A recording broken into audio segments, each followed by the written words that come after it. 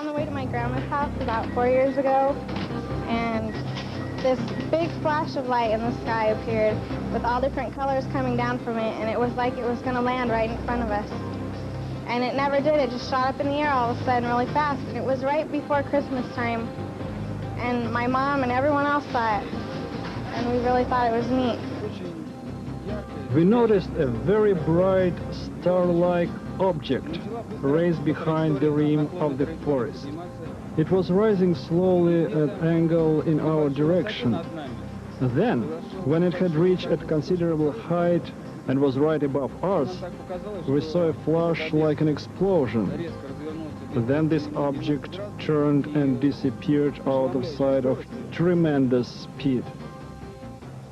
While the sightings in the Soviet Union are sensational, the story of Gulf Breeze will play a major role in our program tonight. We're down here in Florida, where we've assembled a whole town full of people who say they've seen the UFO that's haunted this community since last November. The fact that we are in contact with the extraterrestrials shouldn't be hidden from the people. My name is William Coleman. When I was at the Pentagon, I was Public Information Officer for Project Blue Book. Before that, I was a fighter-bomber pilot, and I saw a flying saucer. We in the Soviet Union are interested in exchanging information on UFOs and extraterrestrials. Heads have very oval-shaped eyes, very narrow nose, slit for a mouth, slits for ears, no hair on the head, kind of a bulb-shaped head.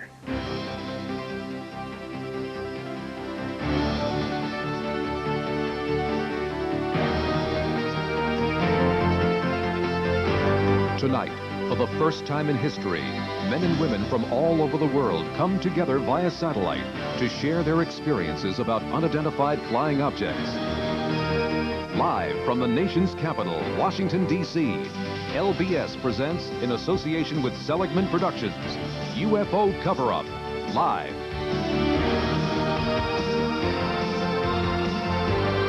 Please welcome the distinguished actor-producer, our host, Mike Farrell.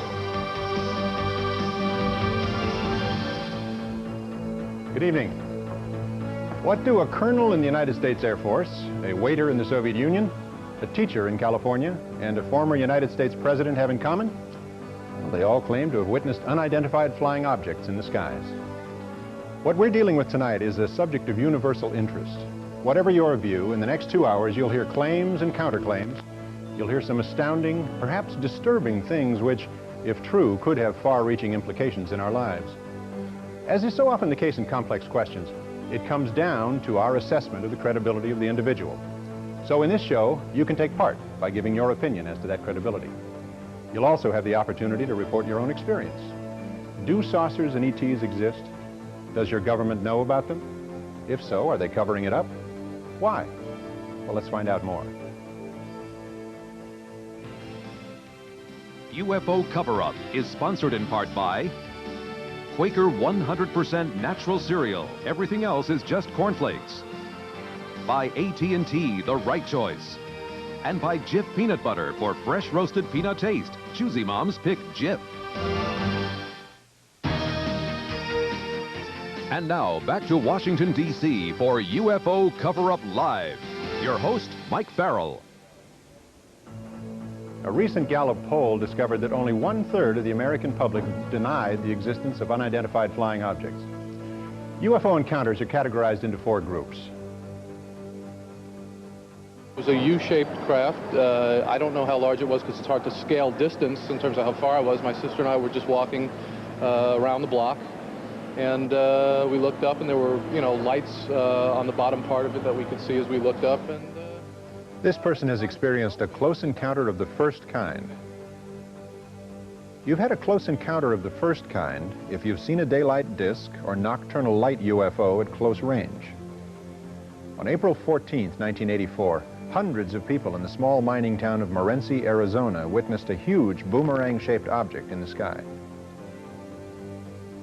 Close encounters of the second kind are visual evidence of a UFO's landing, such as impressions made by the craft, burned or irradiated soil, trees, or grass.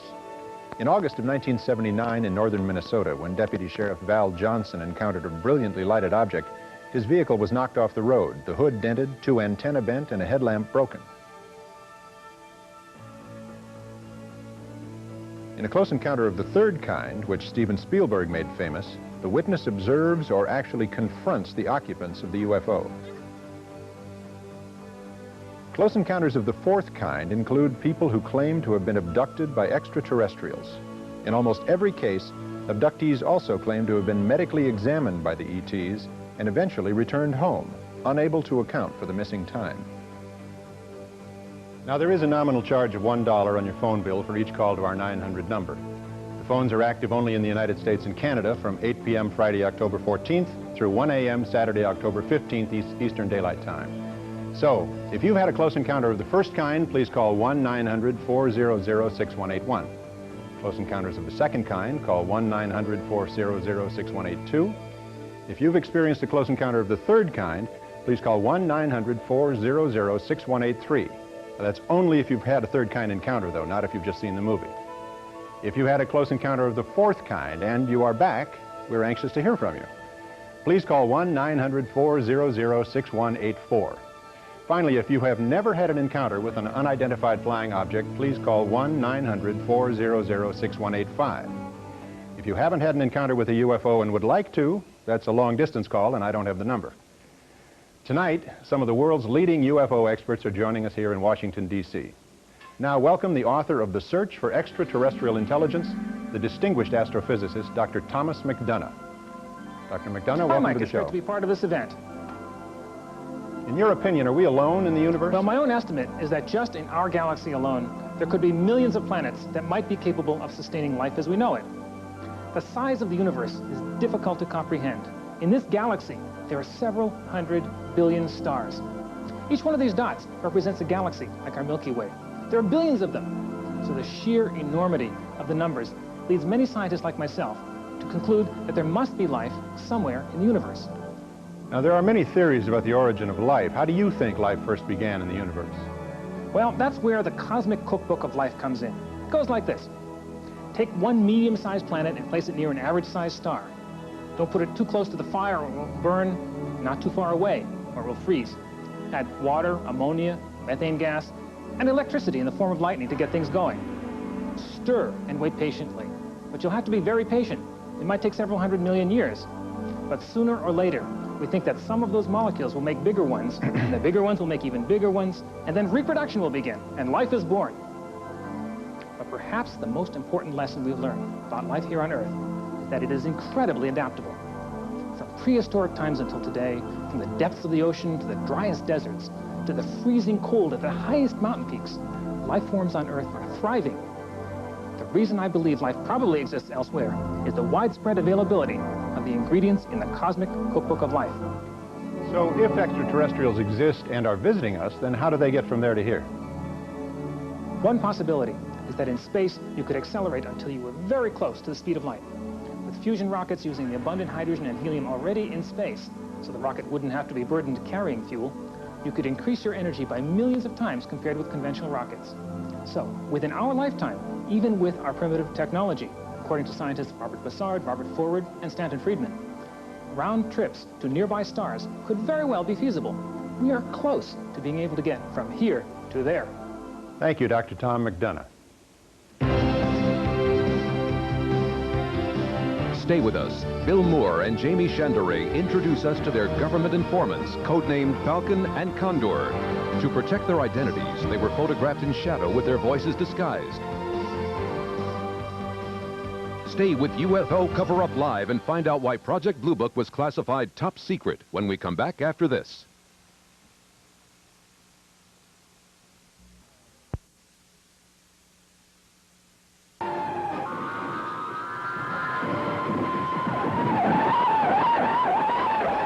Once again, live from Washington, D.C., your host, Mike Farrell. With all the UFO sightings reported over the years in America, the logical question is, if they really exist, why don't they visit the White House? And then there they were, all of a sudden, on July 26, 1952. The the Air Force tried and failed to intercept up to a dozen UFOs in the sky over the White House. The press conference 2 days later became the largest media event since the end of World War II. We can say that the recent sightings are in no way connected with any secret development by any agency of the United States. With all due respect to the Air Force, I believe that some of them will prove to be of interplanetary origin. In my position in the Research and Development Organization of the Bureau of Aeronautics and of the Navy Department, I am thoroughly familiar with both our aircraft and our guided missiles programs and can state without reservation that the Navy has no saucer-shaped aircraft or missile in any of these programs. Headlines around the country aroused so much attention that the Air Force formed an official investigative unit, Project Blue Book. With me now are two retired Air Force colonels who were actively involved in that inquiry. Colonel Robert Friend, who headed up Project Blue Book for 5 years, and Colonel William Coleman, a former Air Force squadron commander who was Pentagon spokesman and chief of public information for the Air Force. Colonel Friend, Colonel Coleman, welcome. Gentlemen, has the Air Force been involved with UFOs before the White House incident? During World War II, our pilots saw what were called gremlins and Foo Fighters. These were fireballs that appeared to fly along with our aircraft. We were concerned that these so-called Foo Fighters or fireballs might be foreign weapons that could threaten our national security. And did the Air Force ever try to chase a UFO? Yes, in fact, in 1948, one of our pilots crashed in pursuit of a UFO. The story made headlines all over the world. As I understand it, that crash added emphasis to the conclusion that UFOs were extraterrestrial visitors. That's true, but the Air Force rejected the conclusion on the grounds of insufficient evidence. Even the name of the project was changed from Sign to Grudge during that period to preclude this unhealthy association. However, by the time Blue Book got involved, we started running into trouble. Hearings and inquiries regarding the way in which we were performing UFO investigations, in every instance, the Congress of the United States concurred in the way in which we conducted these projects. However, we were not disappointed with the 1969 decision to discontinue Project Blue Book. Out of the 12,000 reported UFO sightings, only 700 remain unexplained. Of that remainder, 100 of them really worried us. Why was that? Because these 100 sightings involved the two criteria that defined a worrisome phenomenon: high strangeness and high credibility, meaning that highly credible, multiple witnesses, like military airline pilots, see something they've never seen before. Have either of you ever seen a UFO? Yes, it was 1955, and I was a squadron commander at the time. We were flying a B-25 over Alabama when we spotted a strange silvery object some 25,000 feet above us, heading in the same direction. Since we were overtaking it, I changed course and eventually got within 1/8 of a mile of it, literally right on top of the thing. So you must have gotten a fairly good look at it. We certainly did. The whole crew. It was wingless, a disc some 70 feet in diameter, 15 feet thick at the center, your average run-of-the-mill flying saucer. Well, what happened then? It performed an astonishing maneuver. 1 second it was there, the next it was gone. But we chased it and caught sight of it again. It was skimming over a farmer's field, kicking up vortexes of red dust as it flew. We closed in on it from behind the trees, but it vanished. Did you make a report of this incident? We all wrote up reports. I was later debriefed by an intelligence officer. And years later, when I was on Project Blue Book, I tried to find my report. It was not in the files. Not in the files. Now, you say you saw this object at point-blank range. Could it have been a balloon or an experimental aircraft? Absolutely not.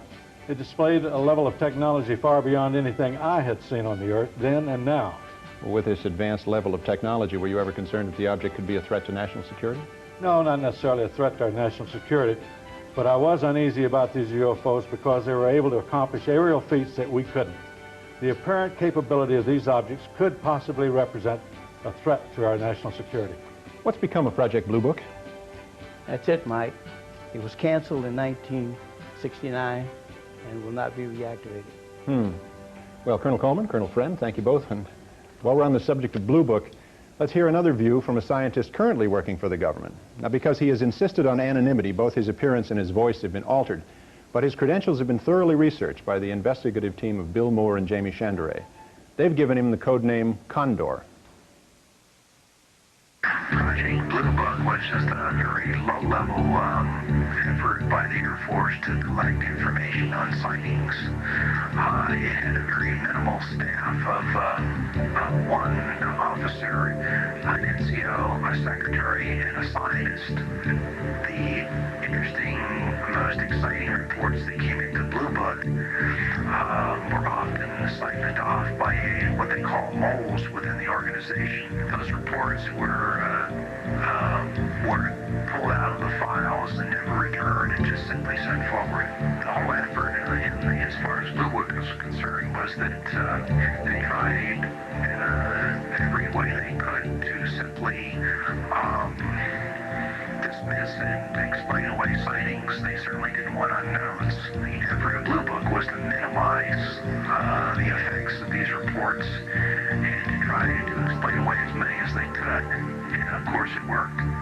It worked in the fact that it closed down Project Blue Book and terminated the Air Force's involvement, official Air Force involvement, public involvement with the subject of UFOs.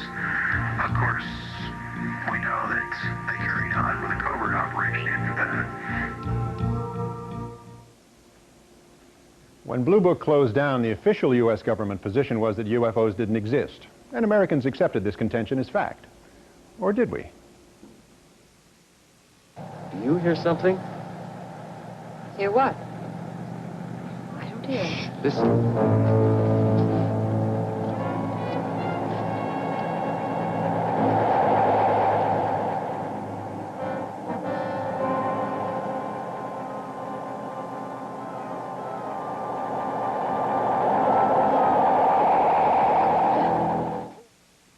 Subsequent reports were discredited, relegated to the tabloids at the supermarket checkout counter. After Blue Book's final report, anyone who claimed to see a UFO was considered some kind of nut. It was a saucer. We saw it. We heard it, both of us. What more do we need to know?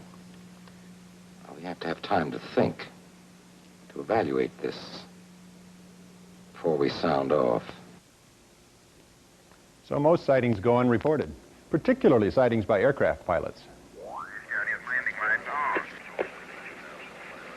Could be a satellite. Aries 31, I have the primary target now in your 10 o'clock position, 5 miles over. I've never seen one like that.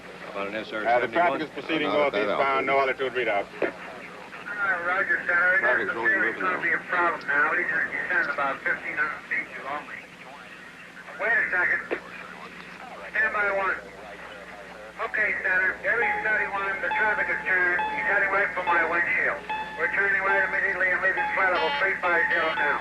Aries 31, descend and maintain flight level 310. Break, Allegheny 444, turn right 30 degrees. Get on the order of the 45th recon wing. See what the hell they could be testing up there. An Aries jet descending to maintain flight level 310. Indianapolis Center, do you have any test operations restricted area 2508?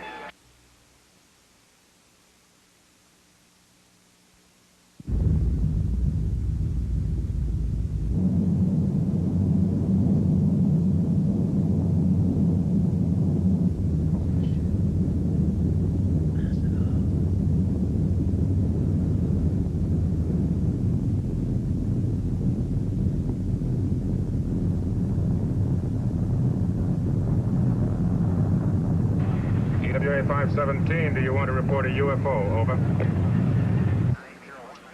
Negative. We don't want to report. Aries 31, do you wish to report a UFO? Over. Negative. We want to report one of those either. Aries 31, me neither. I'll try to track traffic to destination. Over. With me now are Dr. Richard F. Haynes and Captain Neil Daniels. Dr. Haynes, now retired, directed research and development projects at NASA's Ames Research Center for 20 years. Welcome, Dr. Haynes. Captain Daniels. Dr. Haynes, tell us about pilot sightings that you've been studying. Well, Mike, I've dealt with over 3,000 pilot cases from all over the world, including some very skeptical pilots, I might add, who have since seen a UFO and completely changed their minds and risked their reputations. Why do you limit your research to pilots? Well, because pilots are very reliable and credible witnesses. Their jobs and their lives of their passengers depend on them. They must be aware of what's going on in the skies around them. Unfortunately, most of them ask for anonymity. Really, why is that? Well, I think it's because of fear of ridicule, or worse, fear of losing their jobs. I mean, no airline wants to be promoted with the slogan, "Fly us and see a UFO." Might increase business. Fortunately, we do have a pilot who has come forward and has enough courage to share his experiences. Captain Neil Daniels, who flew for United Airlines for 35 years. Captain Daniels, thanks for being here. Would you tell us about your experience with a UFO? I was piloting a flight from San Francisco to Boston on March the 12th in 1977. And at an altitude of 37,000 feet, I became aware of a blinding, bright white light out to the left of the DC-10. I estimated it to be at about 1,000 yards, and I don't know, the object could have been several hundred feet in diameter, but it didn't read on ground radar. Could you tell what it was? No. Could it have been a commercial flight or a military aircraft? Absolutely not. At the speed at which it departed, I've never seen anything like it. Was this object in any way a threat to your plane?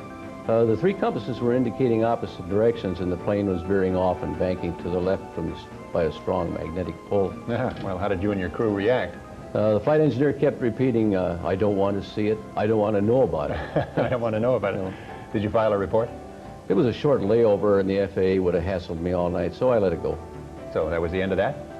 Yes, but 6 months later, I was on a hunting trip with my boss, and I told him the story, and he said, gee, I'm sorry you told me that. Strange things happen to people who have these sightings. Strange things? Like what?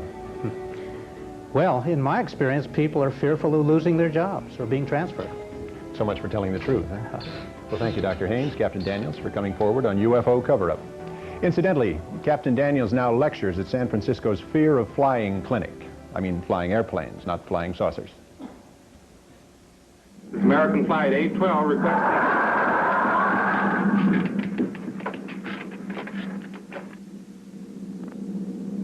Holy mackerel. Burbank Tower to American Flight 812. Are you in trouble? Trouble? Take a look for yourself.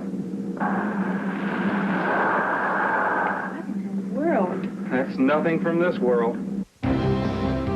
Coming up, a startling report live from Moscow. Not only did the pilot and the crew see the UFO, but also many of the passengers of the plane. Once again, live from Washington, D.C., here's Mike Farrell. UFO sightings are happening all over the world. Through the Freedom of Information Act, we've obtained a report from Iran. On September 18, 1976, the Imperial Iranian Air Force reported flying objects so bright they illuminated the ground below. Alarmed citizens all over Tehran telephoned authorities with similar sightings. Simultaneous reports came from the Iranian Air Force, tower personnel, and ground radar. U.S. military intelligence forwarded reports to the Defense Intelligence Agency. As far as we've been able to ascertain, DIA did nothing with these reports. Guatemala, Central America. Camera crews were poised to film a car commercial. Suddenly, the cameraman was distracted by lights in the sky. And now, from Manitoba, Canada, an eyewitness account. Welcome, Mr. Robert Barry, an independent researcher and investigator from York, Pennsylvania. Bob, tell us about the sighting near Winnipeg, Manitoba.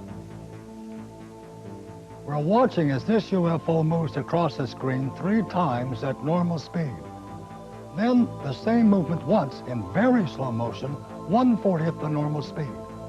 Now here's another sighting of the same object, also witnessed by the whole town of Carmen, Manitoba, who turned out for the incredible light show. Now, as we slow the film down, watch as the UFO jumps from the right side of the screen to the top of the screen and lights up the whole sky. The UFO is calculated to have been traveling faster than 30,000 miles an hour. That's very impressive. In fact, it did appear to light up the whole sky. Now, live by satellite to Moscow for the first UFO glasnost in television history. Please welcome, from the Soviet news agency TASS, our journalist and UFO investigator, who has researched many encounters with UFOs in the Soviet Union, Mr. Sergei Bulantsov. Welcome, Sergei. Sergei, can you hear me? We don't seem to be getting through. I've been listening to the show, Michael. It's really very exciting. I am very pleased to be a part of it. Thank you, sir. Tell me, what are the most impressive recent UFO reports in the USSR? In 1984, a Tupolev aircraft flying from Tbilisi to Tallinn encountered a UFO at 4:10 a.m. Can you tell me who witnessed the event? First the pilot noticed. First the pilot noticed a bright beam of light shoot down to the ground. Everything on the ground, road and houses, were totally illuminated by this illustration. Were totally illuminated by a beam of light. The beam of light was redirected onto the airplane, and the crew saw a blinding white point of light surrounded by concentric colored circles. Yes, I'm told that that indicates the presence of a very strong magnetic field. What happened next? The white point of light swept down to the plane, leaving a green cloud, and began to swing from left to right, up and down once again. Finally, it flew alongside the airplane, and as if it was an escort, the passengers of the plane also saw this UFO, and after landing in Tallinn, Estonia, the crew was told that this UFO had been also seen on the radar screen. The common denominator in these sightings seems to be some sort of in March light phenomenon. 1981 in Yaroslavl, some 200 kilometers from Moscow, north of Moscow, two witnesses, Vitaly, 23, and Alexander, 32, saw something really very strange in the park. That was an egg-shaped object lying on the ground just 6 or maybe 7 meters from them. The object was bluish, about 5 meters in diameter and 2 or 3 meters high. Suddenly the object moved and began to open like a flower. Alexander saw two human-like beings of European type, but very tall, more than 2 meters, close to 7 feet. They grew up from the center of the object and approached Alexander. He said both beings were radiating some kind of rose-colored light. Their heads were clear, but the rest of their bodies seemed out of focus. And then a very strange telepathic conversation took place. They said, "Don't be afraid, we won't hurt you." In the movie here, The Close Encounters of the Third Kind, the extraterrestrials communicate with us through some sort of language of music, much as you suggested they talked to Alexander. What happened next? Both human-like beings entered the flower. It closed and disappeared. What about the other man? What was he doing during this time? All this time he was sitting on the snow as if he was paralyzed. He didn't take part in the conversation. I don't blame him. Have you investigated any abduction cases in the USSR? Yes, in June 1975, near Borisovlevsk, south of Moscow, at 2 a.m., a Soviet Army officer saw a very strange domed UFO aircraft on the ground. He approached it and saw two alien silhouettes inside. When he came closer, he felt something like an invisible wall and then lost consciousness. When he recovered, he saw an alien aircraft fly away.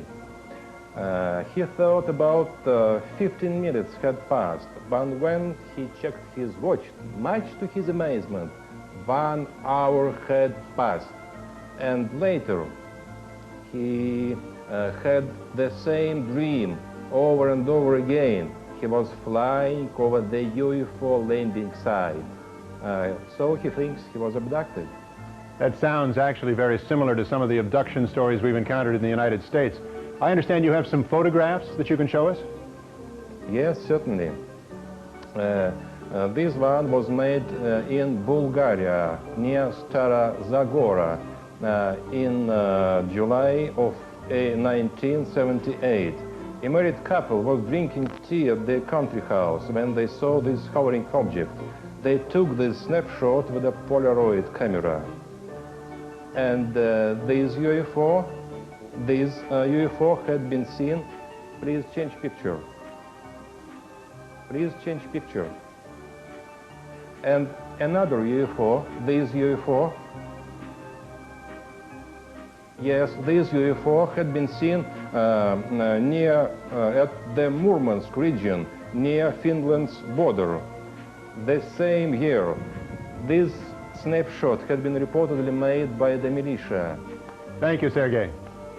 Joining us now is Leonard Nikishin, Science Secretary excuse me, of the Working Group Extraterrestrial Intelligence in the USSR Academy of Sciences. Mr. Nikishin, I understand that you have thousands of reports of UFO sightings in the Soviet Union. Yes. Most of them were explained later as natural events, but some were mysterious and unexplainable. I feel these are extraterrestrial probes without life as we know it. You mean unmanned space probes.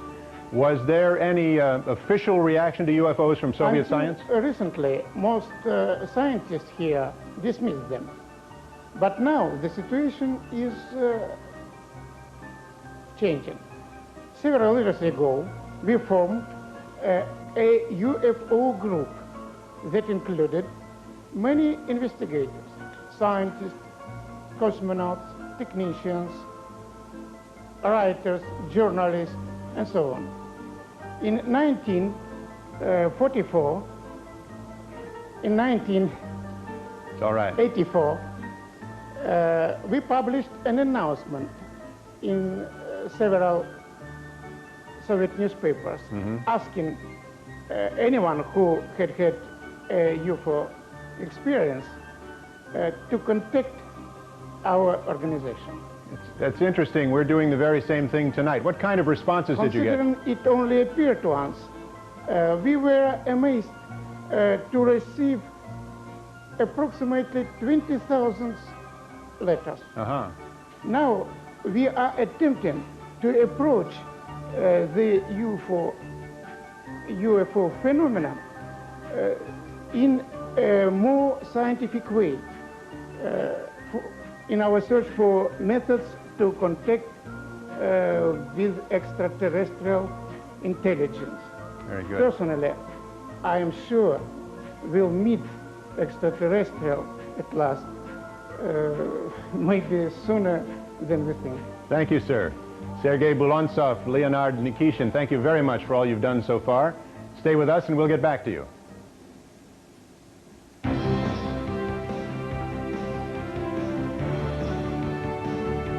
Here's a reminder. Tonight, you can share your UFO experience with the rest of the world. If you had a close encounter of the first kind, call 1-900-400-6181. The second kind, 1-900-400-6182. The third kind, 1-900-400-6183. The fourth kind, 1-900-400-6184. And if you never experienced a close encounter and want to tell us, call 1-900-400-6185. If you feel, based on the evidence being presented tonight, that a congressional investigation of UFOs is warranted, telephone 1-900-400-6186.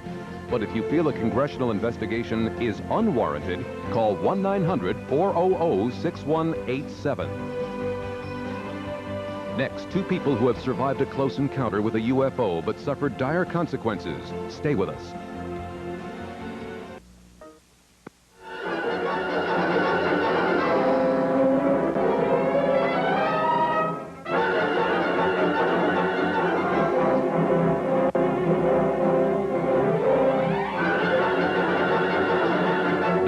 Back to Washington, D.C., live, and Mike Farrell.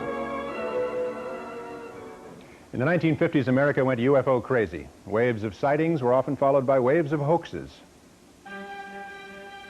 Pranksters were busy airbrushing negatives and doing photographic cut and paste jobs. They even tossed saucepans in front of the camera and dangled hubcaps in the air.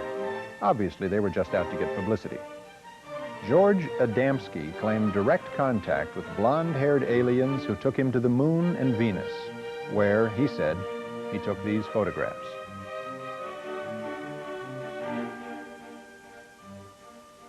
Then came the Barker incident at a small airfield in West Virginia, where this film footage was shot. This was termed the Lost Creek Flying Saucer. Many people who saw this film believed that the hanging thing you see was in fact a UFO. We'll leave it to you. The 60s and 70s brought various groups of people who actually built saucer-shaped vehicles and attempted to fly them. And about 10 years ago, there began what we believe to be the most elaborate hoax of all. A Swiss farmer, Billy Meyer, claimed to have had direct contact with an extraterrestrial group from the Pleiades star system. Meyer produced photographs of what he called beam ships. And the occupants of these beam ships. Interestingly, one of the aliens looked very much like a Swiss fashion model, and the so-called beam ship was found in his barn. Now, Billy Meyer's beam ships may have been obvious hoax, but thousands of UFO sightings from all over the world are not so easily explained away. Joining me now from the suburbs of New York City are Robert Pozzuoli, a computer systems executive, and his wife, Lori. I'm glad you could be with us tonight. Thank you, and nice to be here. Tell us what happened to you 4 years ago. Local residents around our town of Brewster, New York, reported seeing UFOs. More than 9,000 reports came in and were always the same. Noiseless, hovering, boomerang-shaped objects approximately 150 feet from wingtip to wingtip. When we spotted it, I had my video camera and we quickly started shooting the footage you'll see. I think your comments on the tape are especially interesting. Let's look at it now. Oh, good God. What do you think? I don't know. About plane. I'm going to tell you something, honey. I don't know what the hell it is.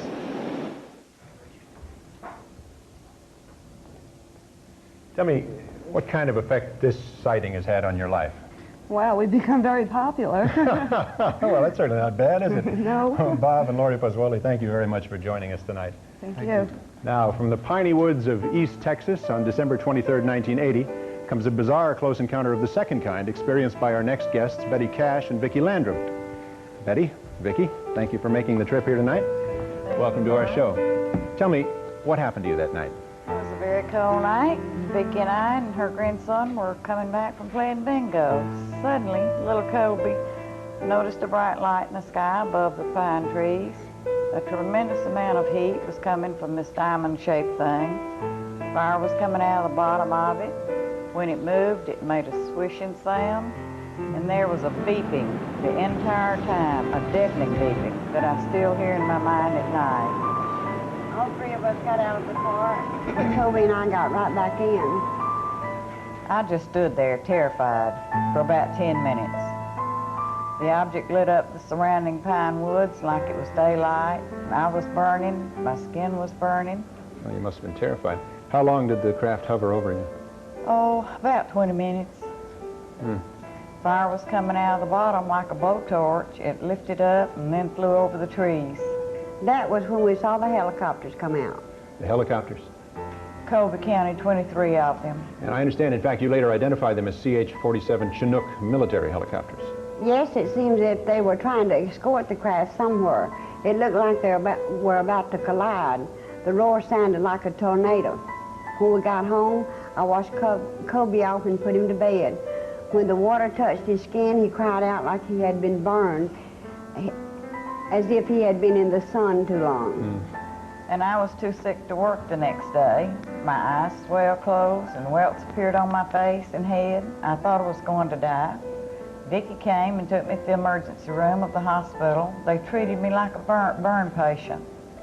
Over the next few days, I kept losing big patches of skin on my face, and about half of my hair fell out. They kept me in the hospital over a month with no improvement. It seems to me it takes remarkable inner strength to survive an ordeal like that. How are you doing now? I have cancer. I was operated on in March 1983, and the doctors could not say if they got it all. Now some days I'm okay, other days are terrible. Has the government ever expressed a willingness to take responsibility for this thing? No, and I'm mad as hell, and disappointed with the government of our United States. Well, I don't blame you, Miss Cash. And Ms. Landrum, thank you for joining us in Washington. I think you two are extraordinarily courageous ladies. Thank Now, you. we'd like you to, thank you. We'd like you to see this exclusive videotape of a man we know only as Falcon. We asked him what the truth was concerning your case. The Cash Landrum incident, the craft that was observed was a alien craft piloted by military aircraft pilots. Although they had been trained and were somewhat familiar with the craft, they found that the aircraft did not respond to certain controls. They radioed that they thought the craft was going to crash. Standard procedures for the military in a situation where an aircraft was going to crash, the military would send up search and rescue helicopters. The helicopters were following the craft. The craft experienced severe problems. It was thought that the craft was going to crash. However, this craft did not crash. Here are two hypotheses. One, the UFO Betty Cash and Vicki Landrum saw was actually an aircraft developed by the United States government. Another possibility suggested by Falcon is that it was a craft given our government by extraterrestrials. Stand by for first-hand reports of abduction, close encounters of the fourth kind. Stay with UFO Cover-Up Live. Once again, welcome back to UFO Cover-Up Live. Rosemary Osnato, a commercial graphic artist, lives in New York City's East Village. Rosemary suffered a broken kneecap last year and is recuperating from the injury. Al Hassim lives in the Bronx with his wife and 11-year-old daughter and works the 4 p.m. to midnight shift for the telephone company in Manhattan. In his off hours, Al likes to play guitar and write songs. Lisa Salviano of Lake Hiawatha, New Jersey is 24, married, and pregnant with her first child. She works as a secretary in Morristown, New Jersey. These three ordinary individuals, unrelated to one another, share one extraordinary experience. With the guidance of a psychiatrist, Dr. Rima Lebo, they have been able to relive deeply buried memories that will astonish you. Under hypnosis, the subjects are put into a relaxed state in which they can recall these disturbing memories. And once regressed, they relive the experience in real time, often very emotionally, moment by moment. They re-experience what they went through the first time, though it may have taken place months or even years earlier. Now, please watch as we replay portions of their hypnosis session now. I could see the lights in the city. There was this light coming over my head. Very bright, very intense light, very sharp, heavy. It was coming straight down. Kept looking to see what was on the roof. I'm trying to see what it is, and I can't see what it is. What's preventing you from seeing it? Because it's so bright, I can't look through the brightness to see what it is. I was woken up. I was sleeping. And I woke up. There's somebody outside my window.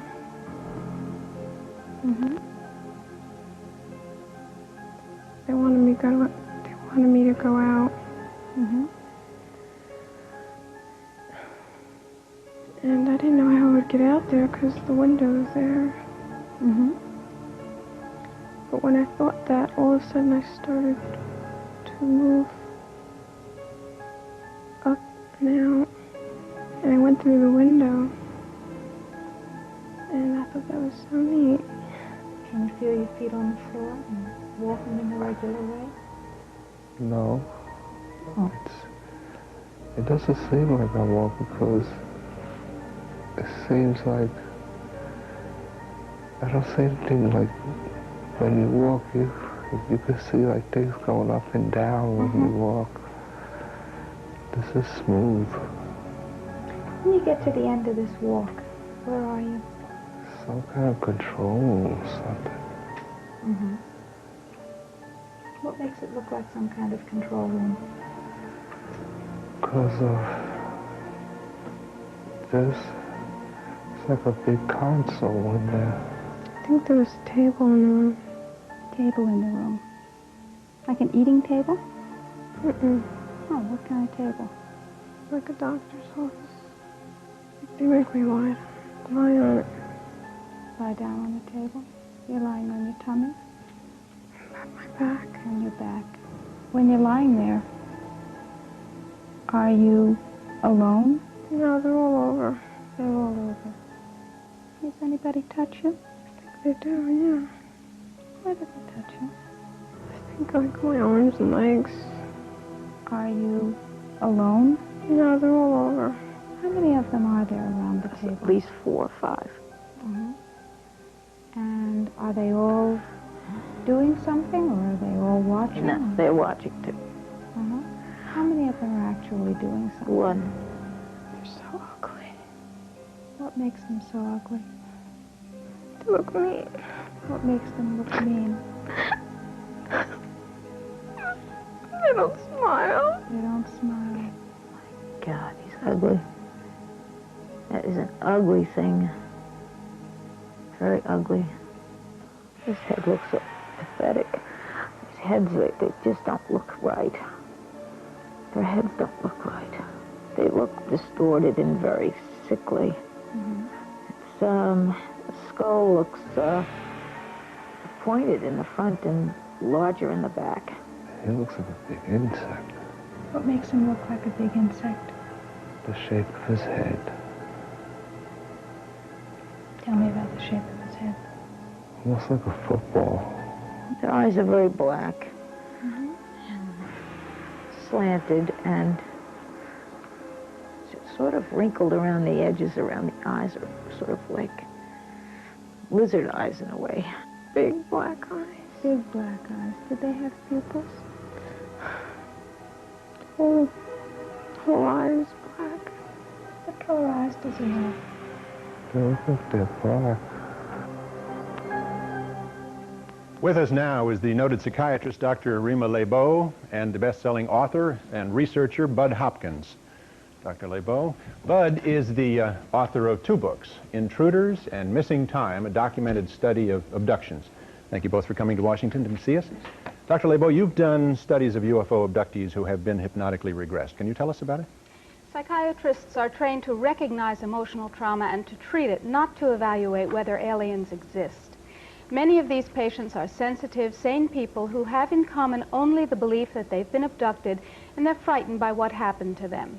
They don't want fame, money, or publicity, only relief from hidden, painful memories. Now, skeptics question the use of hypnosis. However, careful examination of the material shows its usefulness in these traumatic situations. They also say that abduction reports are the products of overly rich fantasy lives. If that were the case, the report should be as diverse as people's dreams. Instead, we find striking similarities in accounts from all kinds of people, from all walks of life. Post-traumatic stress disorder does not occur unless there has been external trauma, like that some Vietnam vets and assault victims or rape victims experience. But many abductees show the serious and disabling effects of helplessness and violation.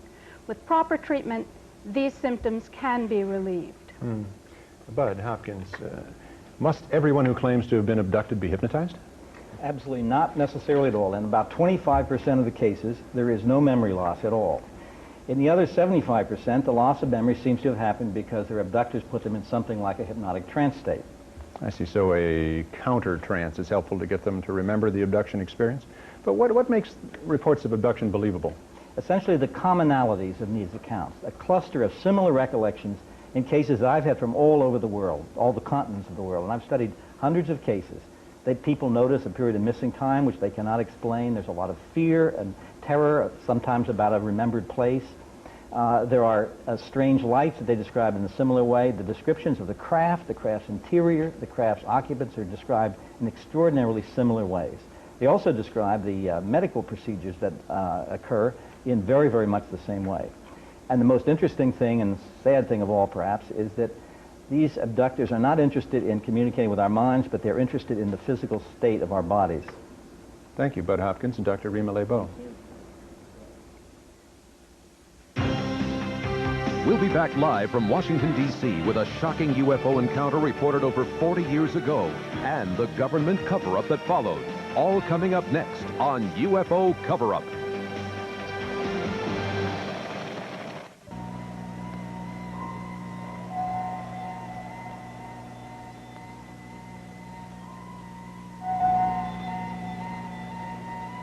Come. I will show you wonders you have never seen before. UFO Cover-Up continues live from Washington, D.C. with our host, Mike Farrell. One of the most intriguing UFO stories occurred in July of 1947 in New Mexico. With me now are Bill Moore, co-author of the Roswell Incident, and nuclear physicist Stanton T. Friedman. Both of these gentlemen have done extensive research on this case. Thanks for joining us. Bill, how many people were involved in the New Mexico incident? We have personal testimonies from about 100 people. One of the most important of these people was Bill Brazel. Brazel's father managed the land where the incident took place. Apparently a UFO had been caught in a thunder and lightning storm while in the area. The next day, Brazel's father went out on horseback to check for property damage and came upon the wreckage of a strange aircraft which fanned out for nearly half a mile. The corpses were found a couple of miles from the site of the crash. Wait, just a moment. Corpses? Dead alien bodies, called extraterrestrial biological entities, EBEs if you wish. We got reports that they appeared to be small humanoid bodies with large hairless heads, wearing one-piece seamless gray skin-like clothing. We assume they must have ejected from their craft with some kind of ejection capsule.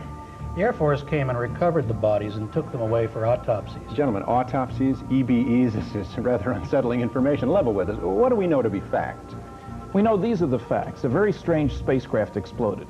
Pieces of the craft were recovered. Several bodies were found and removed along with the wreckage.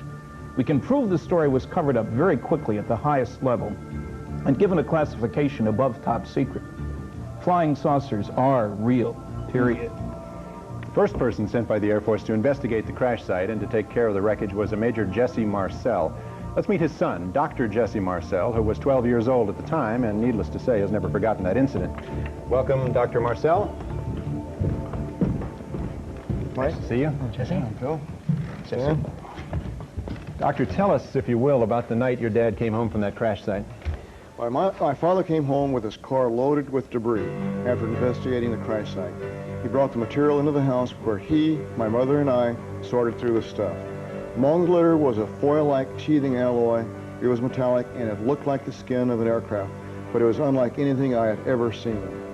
Also, there was an I-beam about 1 foot to 1.5 foot in length, about 1/2 inch across.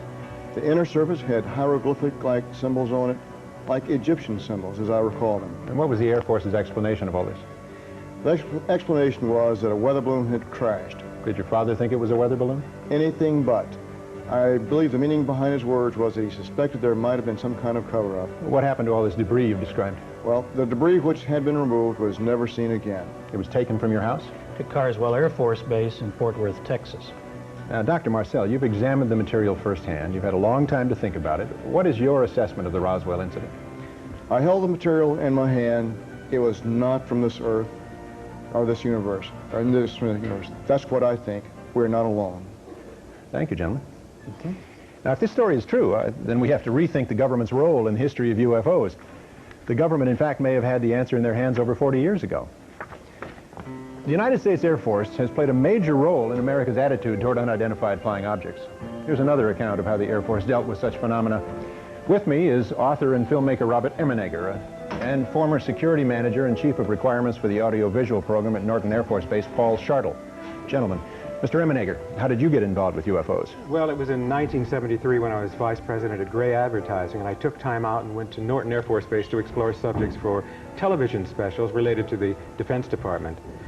While discussing several of the subjects, UFOs came up, and Paul here told us about a film of a landing of alien crafts at Holloman Air Force Base about 3 years earlier. What did you see, Mr. Schartle?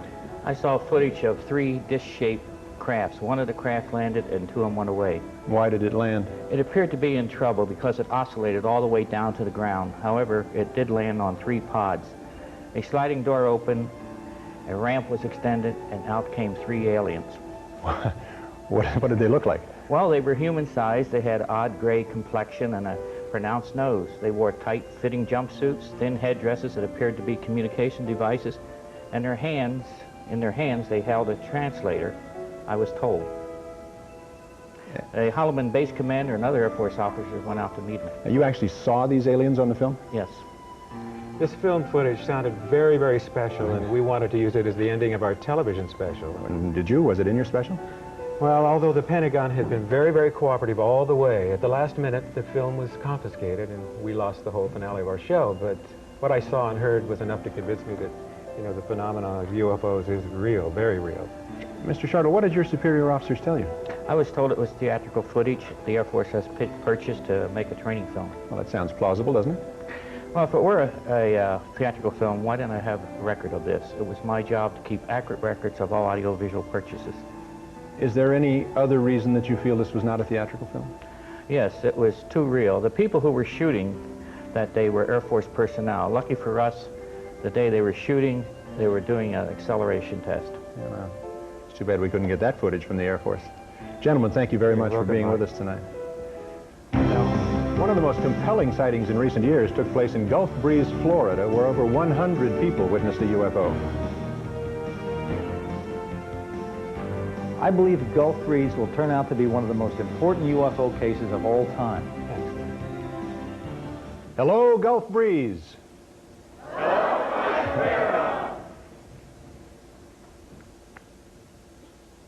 Next, a live first-hand report of amazing sightings on the Gulf Coast of Florida. UFO Coverup, sponsored in part by New Cheese Ritz Bits, tiny Ritz crackers with a taste of real cheddar. By Advil in tablets or caplets, Advil Advanced Medicine for Pain. And by new Maximum Strength Pepto-Bismol, twice the medicine, twice the Pepto. Now, back to Mike Farrell and UFO Coverup live from Washington, D.C. Something is happening in Gulf Breeze, Florida. Rod Serling himself couldn't have come up with a stranger sequence of events. Gulf Breeze is a beautiful, affluent community of 6,000 on a peninsula near Pensacola, Florida. It is here, on a quiet residential street, that a person known to us only as Ed spotted a strange object floating above his house. November 11th, 1987. Ed snapped 5 photographs that day and changed his life forever. Over the next 7 months, he saw the object several times, shooting another 36 pictures with 3 different cameras. Witnesses include his wife and kids, family, friends, neighbors, and even city officials. 2 other people allegedly photographed the same object. Could it be a secret military device? Gulf Breeze is literally surrounded by military bases, but the public information officers disclaim official knowledge of any UFO. Now here's Ed's photograph of a UFO. Notice the strong blue beam that Ed claims first paralyzed him, then levitated him and dropped him. Clumsy aliens? This is the most famous of Ed's photographs, which he took weeks later through the windshield of his truck. The UFO hovers just 3 feet off the ground, its beam reflecting off the asphalt. Ed says he was partially paralyzed again, but escaped this time. This is Ed's home video, shot as he crouched in the bushes near his home. The UFO retraces its path, rotating as it travels through the same airspace. Notice how it goes behind the trees, in and out, reversing direction and coming back. Now, Ed is a respected family man, runs a successful business, and has shunned all publicity and declined to be on our show. What about it, Gulf Breeze? Is there really something going on down there, or is it all an elaborate hoax? Dwayne Cook is editor of the Gulf Breeze Sentinel. Donald Ware is a UFO investigator who claims to know of 153 first-hand witnesses who have seen the object. Jerry Brown is the chief of police in Gulf Breeze. Don, you're an ex-Air Force officer who's firmly convinced something extraterrestrial has been appearing in the skies above Gulf Breeze. What convinced you? Mike, one couple had 22 encounters, including 18 separate photographic sessions in a 5.5-month period. And many independent witnesses, highly credible, also reported seeing the same objects that were photographed. All right. 4 people reported seeing the aliens, 6 reported blue beams coming from the UFO, and 10 have reported periods of missing time. Okay, how about you, Chief Brown? I take it you're not convinced. No, sir, I'm not. We are have one of the busiest airspaces in the country, and not to say that all these people here are lying, not telling the truth. I firmly believe they are seeing something, because at any time or any place there's different lights, different things that you can see.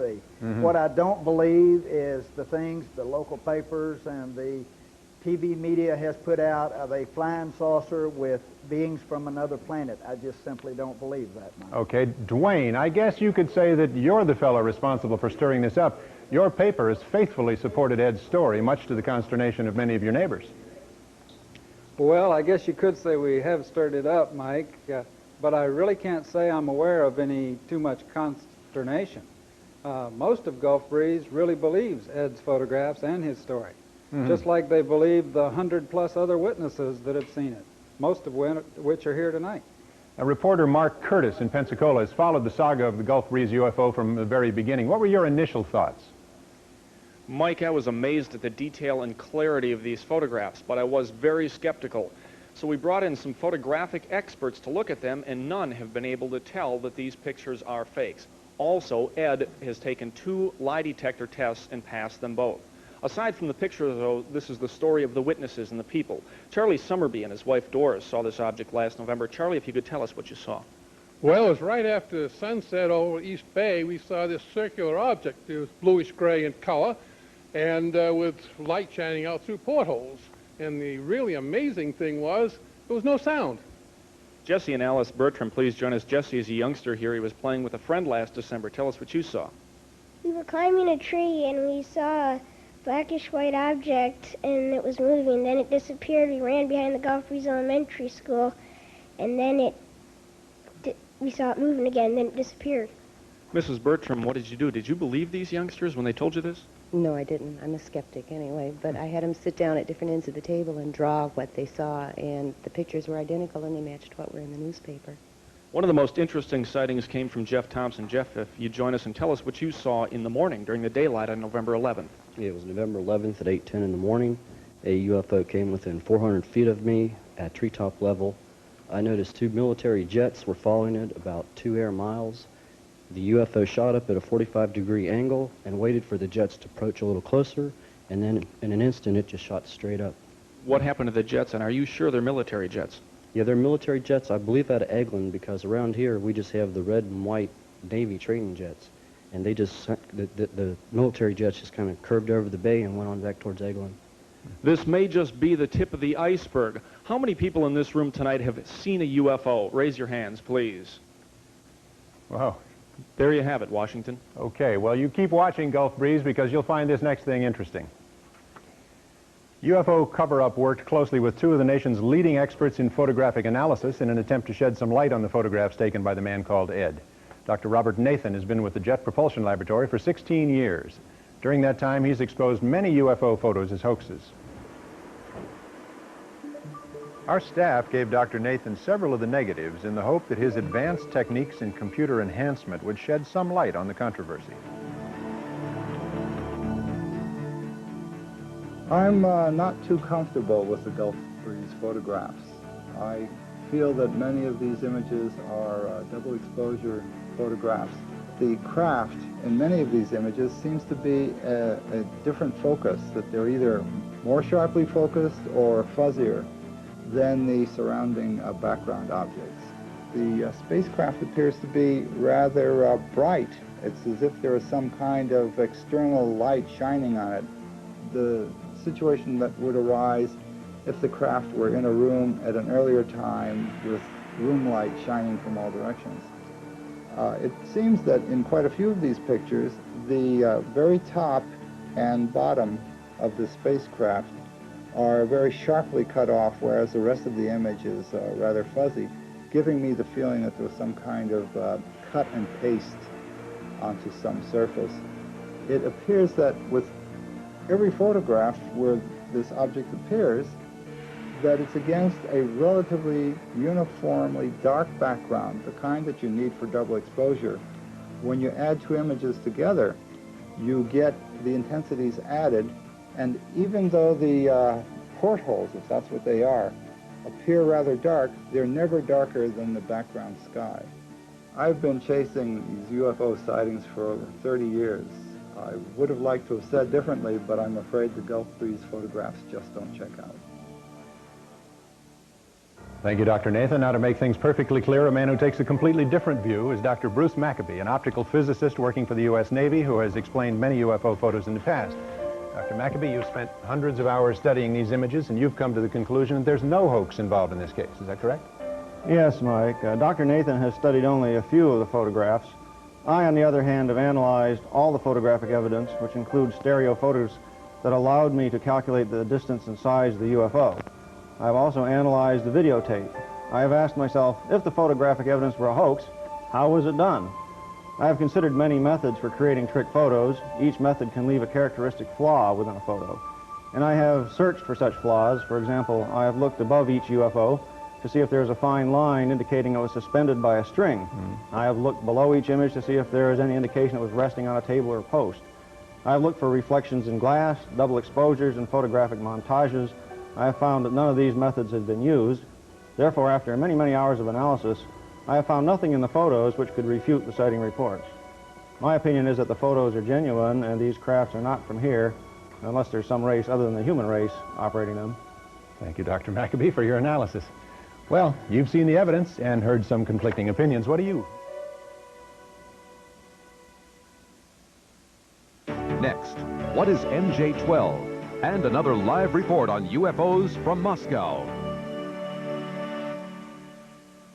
From the seat of our government, Washington, D.C., UFO Coverup Live. Earlier in the show, we met Bill Moore. Joining us now is Jamie Chanderet, a television producer and director. Both began regular contacts with government agents regarding UFOs 6 years ago and amassed an enormous quantity of information about the government's UFO program. Welcome, gentlemen. Bill, tell us how you first got involved. I got a phone call after appearing on a radio show from a man who said, "You're the only person we've heard talk about this subject who seems to know what he's talking about." He convinced me that he was a government intelligence agent and wanted to begin disseminating some information about UFOs to the public. And the man Bill is referring to is Falcon, whom we've seen in shadow to protect his identity. That's right. I didn't think that I could handle it all alone. The volume of material I was getting from Falcon was rather mind-boggling, so I got together with Jamie. And we joined forces in June of 1982, and Falcon told us about MJ-12. MJ-12 functions as a policy-making group relating to extraterrestrial activities and contacts and UFO activities within the United States. They make the policy, obtain presidential approval, and then field activities implement the policies. How did you acquire the MJ-12 documents? Well, they were mailed to me in a plain brown envelope, which contained President Truman's executive order establishing MJ-12 and the briefing document to President-elect Eisenhower, informing him of the 1947 crash in Roswell, New Mexico, and the recovery of alien bodies. Now then, there were follow-up postcards, Ethiopian picture postcards mailed from New Zealand with puzzles and riddles. Right, the puzzles were clues. For example, for a stylish look, shop Suitland. This led us to the National Repository in Suitland, Maryland, where we discovered the existence of top-secret documents and filed a Freedom of Information request, which led us further to the Cutler-Twining document. Now, all of our meetings with Falcon were secret. Now, wait, gentlemen.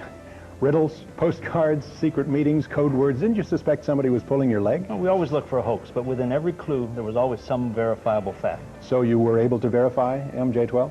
Validating MJ-12 was difficult because we couldn't find any government agency that would admit publicly that they were aware of MJ-12's existence. Well, so without validating it, how do you get from there to here? Well, after hundreds of hours of research, we're working with experts trying to validate the documents. But most important, the contacts have grown to include Falcon and 9 other government agents. Now, why do you believe them? Well, because we've been able to meet with them, we've been able to check and verify credentials, and it's clear that they are in secret, need-to-know positions. Falcon's position, for example, gives him access to the MJ-12 infrastructure. Why don't we just hear it in his own words? MJ-12 was a group of people within the government. MJ-12 was created by President Truman in the early 50s. And their job was to investigate, keep track of information pertaining to UFOs. Part of their job was scientific advancements. But their primary purpose was to keep track of the information coming in on UFOs and to analyze the information, both scientifically and in a way that would advance our technology. There are government officials and elected officials that are automatically briefed on the existence of the MJ-12 activities. These officials include the President, the Vice President, as elected officials, the Director of Central Intelligence, and the Director of the National Security Agency. The MJ-12 policy is headquartered at the Naval Observatory in Washington, D.C. The United States Navy has the primary operational responsibilities of field activities relating to the MJ-12 policies. All information gathered in the field, not necessarily by Navy personnel, is transmitted to the Navy for analysis. Other known government agencies feed information to MJ-12 through a top-secret cover project known to us as Project Aquarius. Now, MJ-12 connects to select individuals within the National Security Council, the Joint Chiefs of Staff, the White House Intelligence Unit, the National Security Agency, the Central Intelligence Agency, and the Defense Intelligence Agency.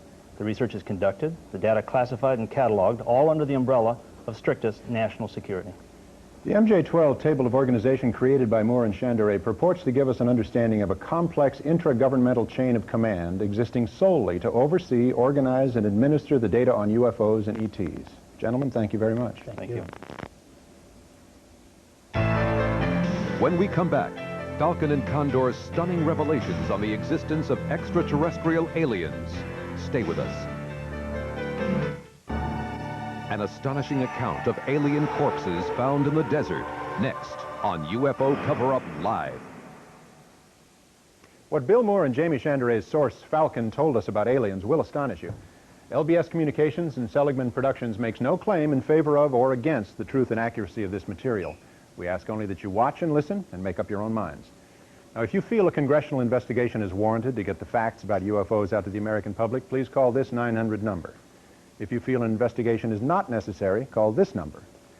Bill Moore and Jamie Chanderet have checked and verified Falcon's and Condor's credentials. Peter Leone also met Falcon, and here's his statement.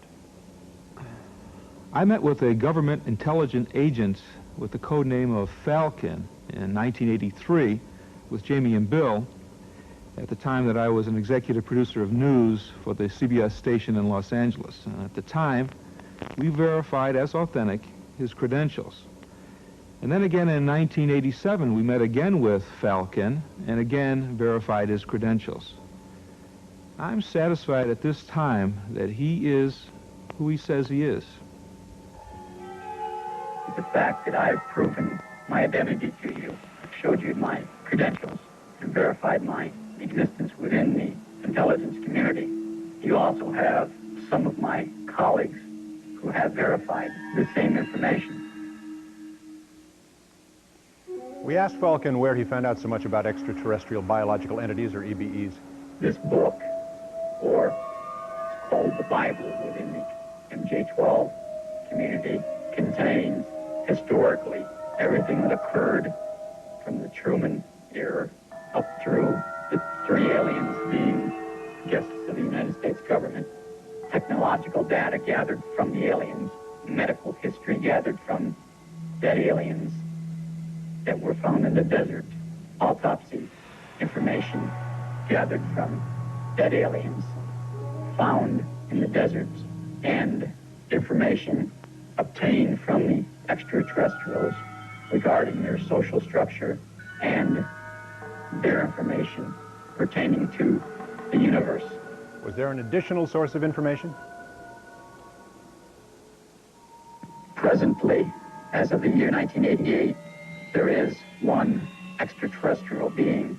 He's a guest of the United States government, and he's remained hidden from public view. The Yellow Book is a book that was exclusively written by the second alien. The book relates to the aliens' planet, solar system, suns, the culture, the society makeup on the planet, the social structure of the aliens, and the aliens' life among Earthlings. What was most intriguing to me in my experience with the aliens is I believe, an octagon-shaped crystal, which when held in the alien's hand and viewed by a second person, displays pictures. These pictures can be of the alien's home planet or pictures of Earth many thousands of years ago. We asked where the EBEs came from. He was in the Zeta Reticuli star group. Now Condor tells us about a deal our government made with the aliens.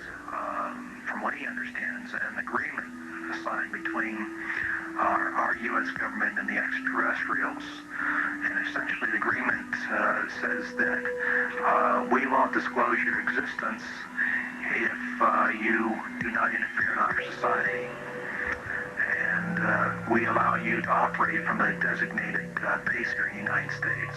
It's in the state of Nevada in an area called Area 51 or Greenland. The extraterrestrials have complete control of this base, which is located in Nevada. My understanding is that 3 different aliens of the same species have resided within the United States from 1948 or 49 until present day.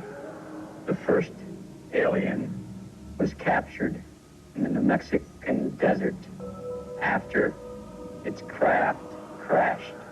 The alien, which was named Eva by the government, was kept in captivity for 3 years. We learned a great deal of information about the aliens' race, culture, and spacecrafts. The second alien was a part of an exchange program. I don't recall what year that alien visited. The third alien was also part of an exchange program and has been a guest of the United States government since 1982. We asked what they looked like, you know, a run-of-the-mill EB. A creature about 3'4" to 3'8" tall. Their eyes are extremely large, almost insect style. Their eyes have a couple of different inner lids. The bays were extremely bright, probably twice to 3 times as bright as ours, and I think they have just 2 openings where our nose would be. They have a small mouth. They have no teeth as we know it. They have a hard gum-like area. Their internal organs are quite simple. They have a one organ which does the job of our heart and lungs. Their digestive system is really simple. Their skin structure is extremely, it's a very elastic skin and hard, probably hardening from their sun. They have some basic organs. Their brain is more complex than ours. It has several different lobes than ours have. Their eyes are, where our eyes are controlled by the back of our head, theirs is controlled by the front of the brain.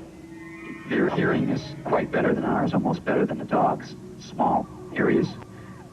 Their sexual organs are, they have males and females. Their kidney and bladder is one organ. They excrete waste. They have another organ, which I don't know if our scientists determined what it was for, but they believe it's to transfer the solid wastes and the liquid wastes. They have hands without thumbs. They have 4 fingers without any thumbs. Their feet are web-like, small web-like. So many questions occur. Do they believe in a supreme being? What's their intelligence level? What's their average lifespan? It's approximately 350 to 400 Earth years. It's my understanding that the aliens have an IQ of over 200. They have a religion, but it's a universal religion. They believe in the universe as a supreme being. The aliens enjoy music, types of music, especially ancient Tibetan style music. We asked about their diet. They do eat vegetables. They like vegetables, and their favorite dish or snack is ice cream, especially strawberry. Well, the next time you're in an ice cream parlor, just quietly notice who orders strawberry, okay? As a wrap-up, Falcon and Condor said to us, I personally feel that this information should be presented to the public. There's only a small portion of the information that we've gathered from the extraterrestrials that should be safeguarded or classified. Condor also suggested he'd like to see a congressional hearing on the subject. Interestingly enough, he, Falcon, and a third source have agreed to meet with the senator's staff to discuss all of the information they claim to have concerning UFOs and aliens. From this meeting, a Senate investigation could ensue. Now, if this is true tonight, we're witnessing history in the making. A startling new revelation live from the USSR right after this. Stay with UFO Coverup. We're back by satellite with our contacts in Moscow, USSR, and more of UFO Coverup live. Once again from TASS, here is Sergei Bolantsev. Tell us again, Sergei, about the preliminary findings from Tunguska in Siberia. Are you on the line, Sergei? The Tunguska explosion, which occurred in 1908, still attracts a tremendous amount of public attention. I traveled twice to the site of the explosion. It is in a very remote, very distant part of Siberia. And according to some recent findings, the most astonishing fact about Tunguska explosion is that actually there were two objects, I would say two UFOs. The first one had been seen early in the morning at approximately 8 a.m. and it exploded over the Tunguska forest. And the second one had been seen in the afternoon. One can get the impression that the second object was looking for the first one. Yes. And Mike, by the way, why shouldn't we arrange a joint Soviet-American expedition to the site of the explosion? I think that's a terrific idea, Sergei. I'm sure there are many Americans who would like to join us. We'll talk further. Now, we're looking forward to the final reports from this latest expedition to Siberia. Thanks for the news flash, Sergei Bolantsev, and thanks for opening a new channel of communication between the U.S. and the USSR.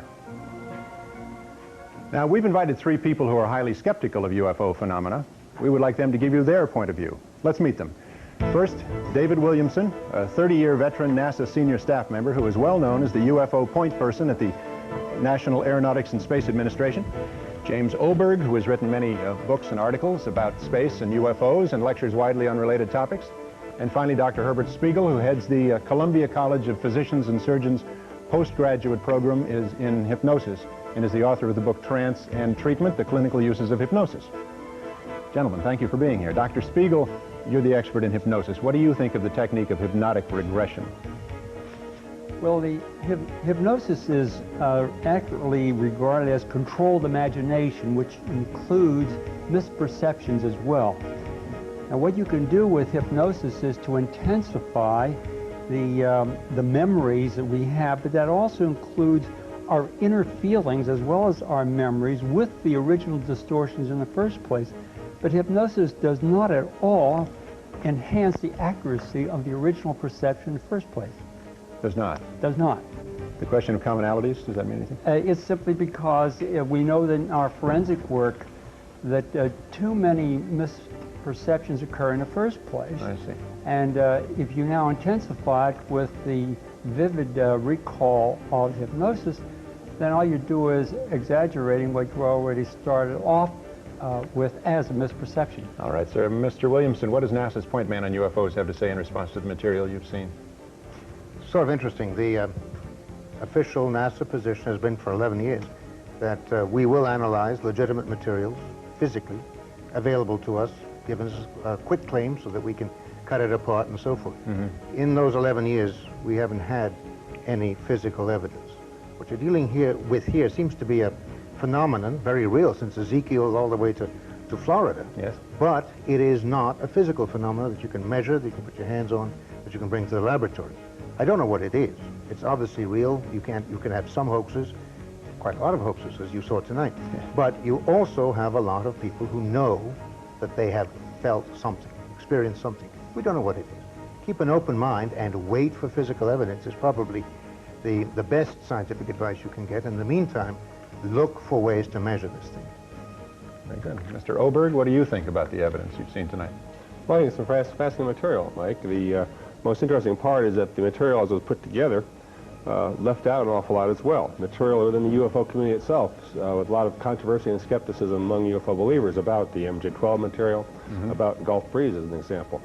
I'm glad to see that the Russians were brought into this, because that really underscores what I think is happening in a lot of these reports, which is that people will see and interpret things in the sky as they interpret them, and many times the government doesn't really mind that UFOs are seen as flying saucers.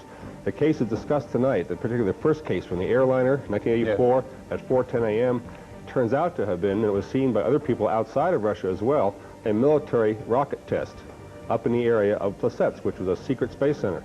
This happened so many times in the Soviet Union, they released official scientific reports from the Academy of Sciences claiming that things that people see, which happen to be weapons tests, space weapons tests, for example, are UFOs. So to call them flying saucers and to present that point of view is actually to take part in the cover-up of their true nature, which is in some ways a very ironic feature. Now, in terms of whether or not these are real UFOs, whether or not the MJ-12 stories, which seem to change every time we hear them from Falcon, are true, I'm afraid we don't have a 900 number. But I suggest people go out and buy strawberry ice cream. If it's all gone, maybe the UFO guy will go away. Great. Thank you very much, gentlemen, for being here. Since we went on the air 2 hours ago, calls have been coming in from all over the country claiming to have experienced close encounters with UFOs. Here are the results. Of the people that called in, 20% they said they had never had a UFO experience. Of those who claim to have had a close encounter of the first kind, do I have a number? 66% claim to have had a UFO experience of the close encounter of the first kind. Close encounter of the second kind, 5% make that claim, and 3% claim to have had a close encounter of the third kind. That's perfect. Close encounters of the fourth kind, 6%. Thus far in the program, we've had how many percent of our callers calling for a congressional investigation? 87% saying yes, congressional investigation, no, 13%. Now remember, our telephones are active until 1 a.m., October 15th, Eastern Daylight Time, throughout the United States and Canada, at the nominal charge of $1. All information received from your phone calls will be forwarded to a proper investigational committee, should one be set up, in Congress here in Washington, D.C. It seems every man, woman, and child in America. And the exciting wrap-up of UFO Cover-Up, sponsored in part by AT&T, the right choice, by Quaker 100% natural cereal, everything else is just cornflakes, and by new Chunky Chips Ahoy, the new chocolate chunk cookie from Nabisco. If you want to report a detailed close encounter of any kind, or have information concerning the government's role in UFOs, please write to the address you see. Now, welcome back to the final chapter of UFO Cover-Up with our host, Mike Farrell. Thomas Jefferson said the government must never lie to the people. After all the sightings, observations, and testimonies presented here tonight, we are left with the uneasy question, has our government been lying to us about UFOs? Are extraterrestrials here? Does our government have UFOs hidden away in a warehouse? Or is it just some sort of misunderstanding? Or perhaps, is it all a hoax? A sci-fi fantasy in the minds of overzealous space fans? Could the government of the United States, the citadel of the free world, have covered up the most significant event of the 20th century? Is that logical? You be the judge. What does our future hold? What technological breakthroughs can we expect? Let's look at the last decade. Computers that filled whole rooms now fit in your shirt pocket. Transmitters that once were the size of a bread box are now the size of a bee. Now, let's look at today. Holographic images, CD and optical disc players created by the laser, We can send more information through a single weightless beam like this in 1 second than Edison could send in 5 days through 1,000 tons of copper wire. Suppose someday, instead of pictures, we could transmit the life code that makes you you.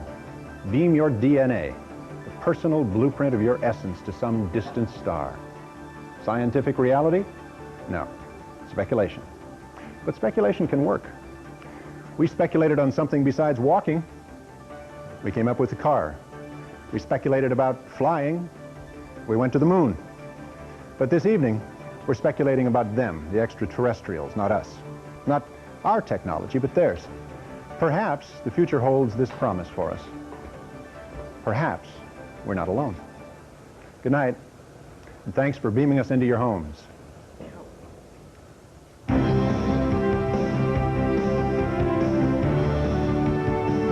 Travel arranged through Eastern Airlines. Fly 3 times on Eastern before December 15th and earn triple mileage for all of 1988.